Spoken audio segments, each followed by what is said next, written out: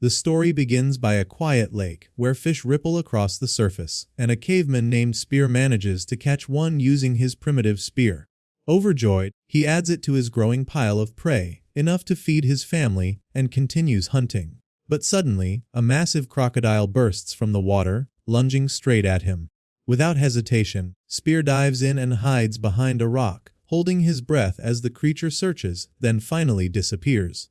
He resurfaces, grabs what he caught, and begins the long journey back home, step after step, until he spots smoke rising from his cave, and a small smile appears on his face. He's almost there. But on the way, a shadow passes overhead, a flying dinosaur. Spear instantly hides inside a hollow tree trunk, his body frozen as the creature lands and slowly sniffs around. Inside, he trembles, barely breathing, until it finally leaves. Only then does he step out and continue forward. As he gets closer to home, something feels wrong.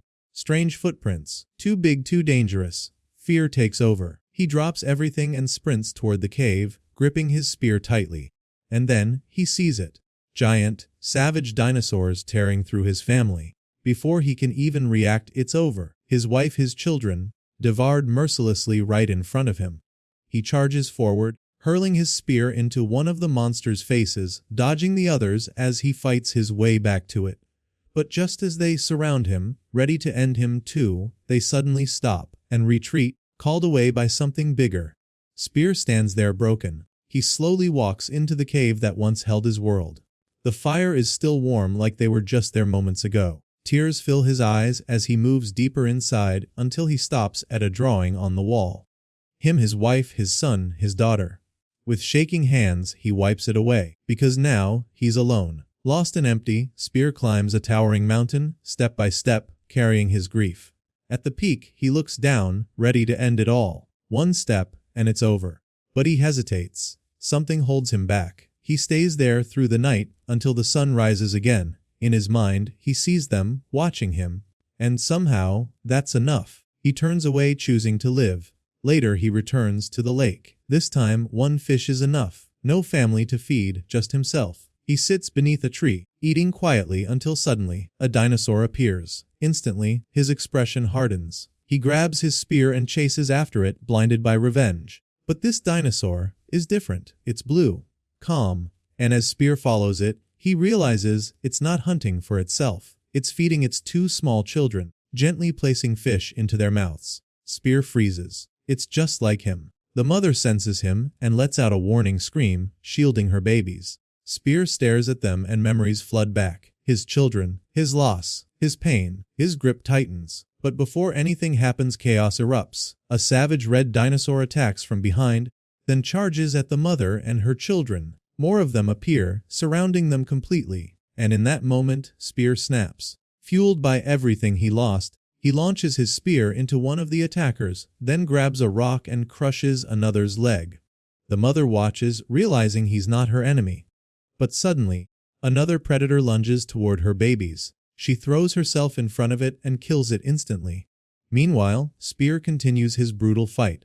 The dinosaur he injured is still alive. He attacks again, but it slams him away with its tail and charges to finish him. At the last second, Spear leaps straight onto its jaws, gripping its fangs as it thrashes wildly, trying to shake him off. But he holds on. With raw strength, he rips out one of its teeth. The creature screams. Using the fang as a dagger, Spear stabs it over and over, then drops to the ground, grabs his spear, and drives it straight into its neck, ending it. His revenge, finally complete. But as he stands there, breathing heavily, the emptiness remains. Revenge didn't bring them back.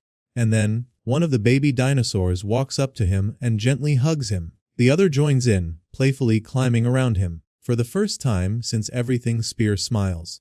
But peace never lasts. A massive roar shakes the ground. The true mother of the savage dinosaurs arrives. The babies rush back to their mother, but she stands no chance. With one brutal swing of its tail, the red beast sends her flying, then grabs the small ones in its jaws, and just like that, she watches her children die, just as Spear once did. At that moment, the mother dinosaur is overwhelmed with rage and charges forward to take revenge. But the savage beast easily overpowers her, pinning her to the ground and preparing to finish her.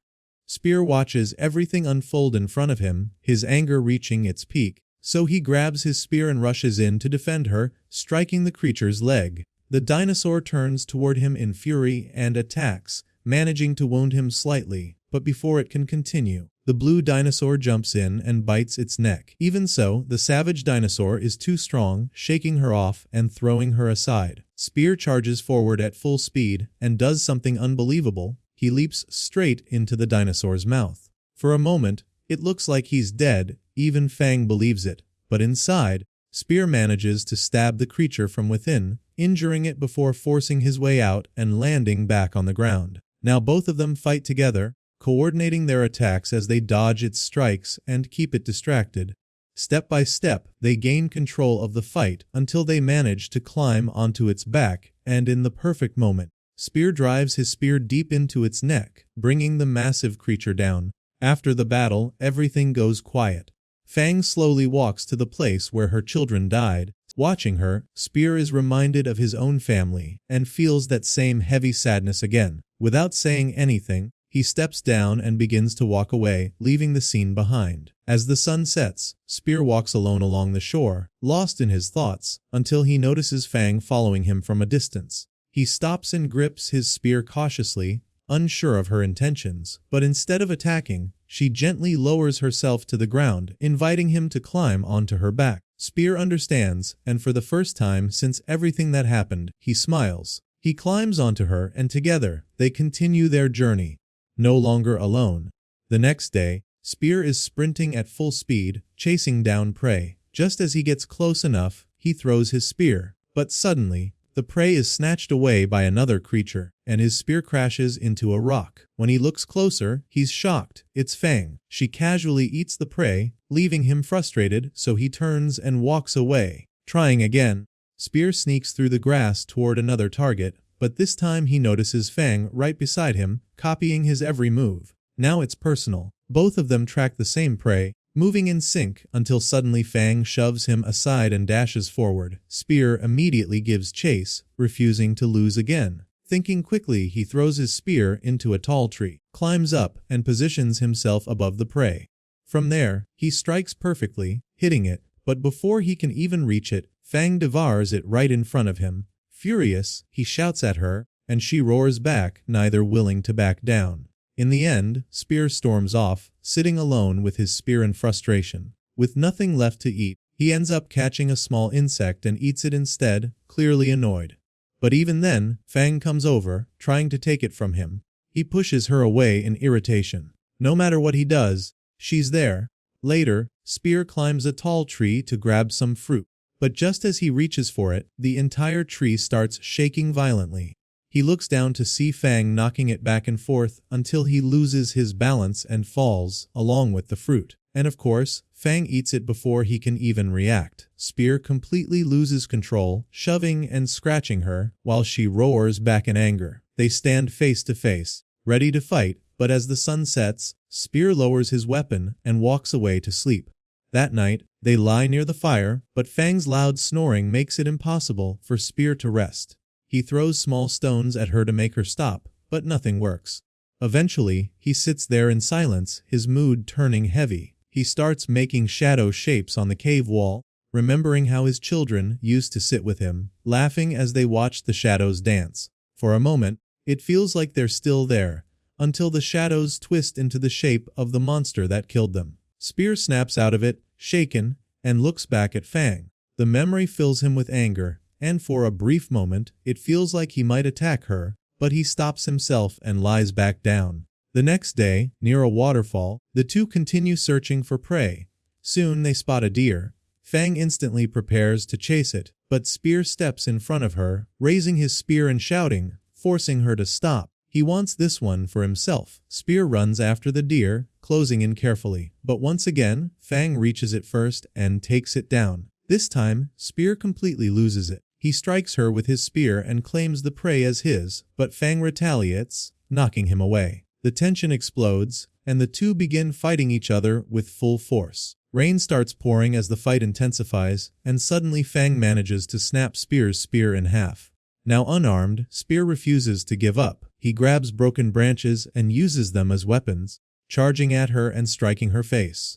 Fang responds by slamming him to the ground, and when he jumps at her again, she catches him in her jaws, nearly crushing him before tossing him into the water. Spear rises again, filled with rage, but suddenly both of them freeze. They've entered a snake territory. Giant snakes begin surrounding them, ready to attack.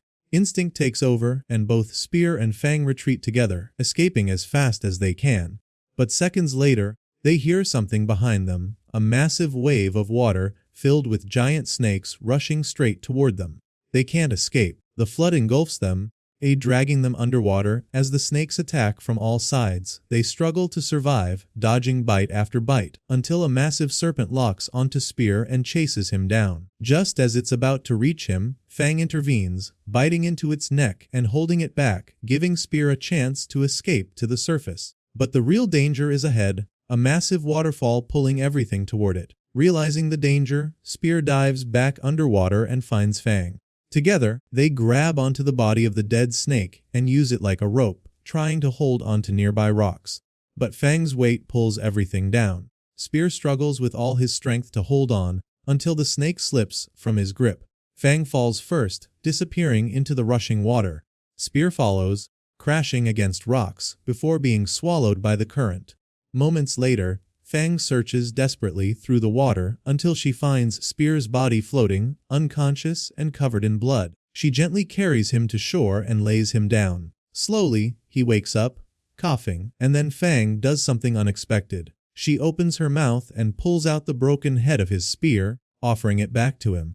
Spear takes it and smiles. In that moment, he understands. She's not his enemy. From then on, everything changes. Spear rides on her back, and the two begin hunting together, and that night, they rest side by side near the fire, no longer rivals, but true companions.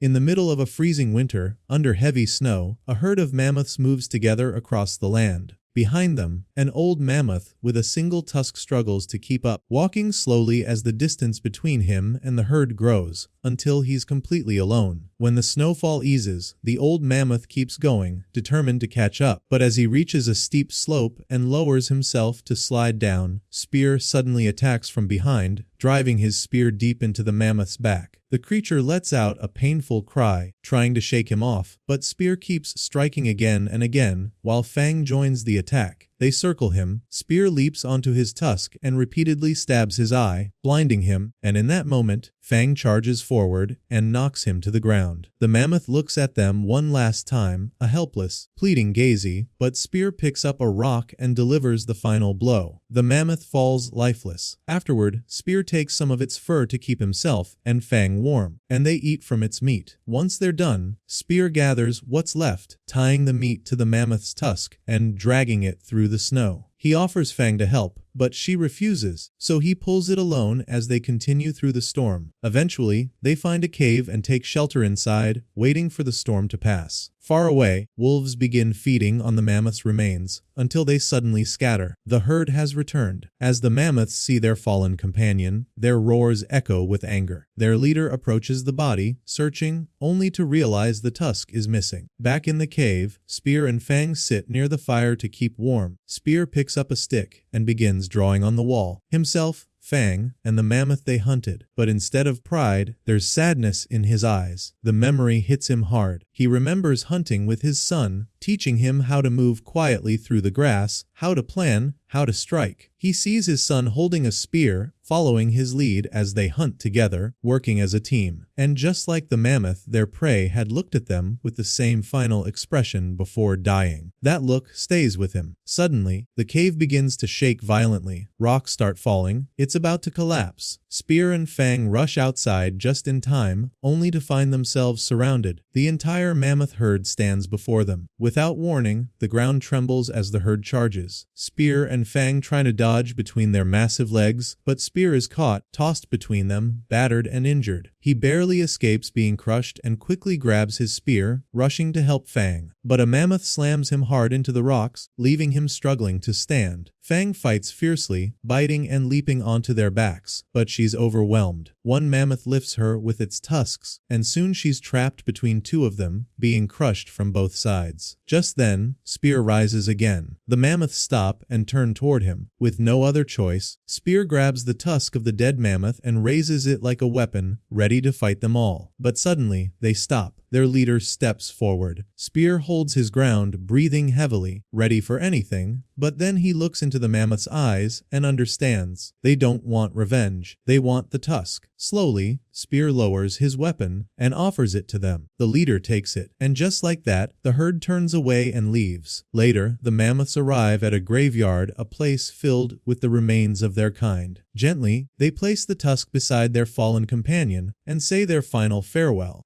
Spear and Fang are suddenly sprinting at full speed, chased by a pack of small, vicious lizard-like dinosaurs. One of them lunges forward, but Spear reacts instantly, killing it with his spear. Still, the rest keep coming, attacking from every direction. The chase intensifies until they're completely surrounded, but Fang leaps over them and breaks through, escaping into a nearby field. The lizards follow right behind, and as soon as Spear and Fang emerge on the other side, they find themselves surrounded again. Just as the sun begins to set, something strange happens. The lizards suddenly scatter and flee. Spear doesn't understand why, until he looks up and sees it. A blood-red moon. Thick fog spreads across the land as they continue forward cautiously. Soon, Spear comes across a strange rock covered in skulls, its sight unsettling even for him. Despite the growing tension, they keep moving under the eerie glow of the crimson moon, until they notice eyes watching them from beneath the rocks. They hide and observe. A frightened human appears, running desperately while carrying prey. Suddenly, he falls and injures his leg. Panicking, he calls out to his companions, who are hiding nearby. One of them gathers the courage to run toward him, but before he can reach him, a terrifying creature swoops down from the sky and snatches him away. Spear sees everything. Without hesitation, he rushes forward, grabs the injured human along with his prey, and takes him to where his companions were hiding, but when he gets there, they're gone, and behind him a monstrous red bat appears. It screams and slams him away, but Fang quickly jumps in and bites through its neck, killing it instantly. But there's no time to rest, more bats are coming. Spear grips his spear and fights back fiercely. One bat dives at him, and he crushes it mid-air. The attacks keep coming, relentless and overwhelming. Suddenly, he notices they've surrounded Fang, lifting her into the air. He rushes in, slashing through them and freeing her. They crash back to the ground, but before they can recover, another bat grabs Spear and carries him away into the sky. Fang immediately chases after them, but the swarm blocks her path. Meanwhile, the human they saved reappears and takes Spear's spear. Up in the sky, Spear struggles against the bat carrying him, biting its leg to loosen its grip, but the creature slams him into a rock, knocking him unconscious. Fang continues searching until she reaches a massive rock formation swarming with bats. She realizes Spear must be inside. She tries to climb, but fails again and again until she comes up with a plan. She lies down and pretends to be dead. The bats fall for it. They carry her up and drop her inside a dark cave filled with corpses. Once they leave, she opens her eyes and begins searching. Deeper inside, she finds strange cocoons. She opens one and finds a dead human inside. Then she hears it, a horrifying sound. A massive red spider appears. Fang freezes as it approaches, then suddenly it fires webs, trapping her. She struggles, breaks free, and bites its leg, but the spider overpowers her, slamming her into the walls repeatedly before grabbing her tail and smashing her again and again. Barely escaping, she rushes to another cocoon and tears it open. Spear is inside. He wakes up just in time to see Fang in danger. Breaking free, he grabs a rock and strikes the spider, but it throws him aside. Desperate, he looks for anything to use as a weapon and finds a cocoon containing a horned creature. He rips out its horn and hurls it straight into the spider's neck, killing it instantly. He quickly frees Fang from the webs, and together they try to escape the cave, but outside, a massive swarm of bats is already waiting. Spear thinks fast. He runs back, pulls a long thread from the dead spider, and ties it around Fang. Then, without hesitation, they leap off the cliff, using the thread and the rock to slow their fall. They barely manage to survive the descent. The moment they land, the bats swarm toward them again. Spear jumps onto Fang's back, and they take off at full speed. Back at the cave, the bats discover the dead spider, and their rage explodes. The chase continues. The human from before appears again and charges at them with a spear, but Spear takes it and turns to face the swarm. As the bats close in, he strikes them down one after another. Finally, they reach the same field from before and dive into the grass. This time, the lizards attack the bats, forcing them to retreat, and in the chaos Spear and Fang finally escape.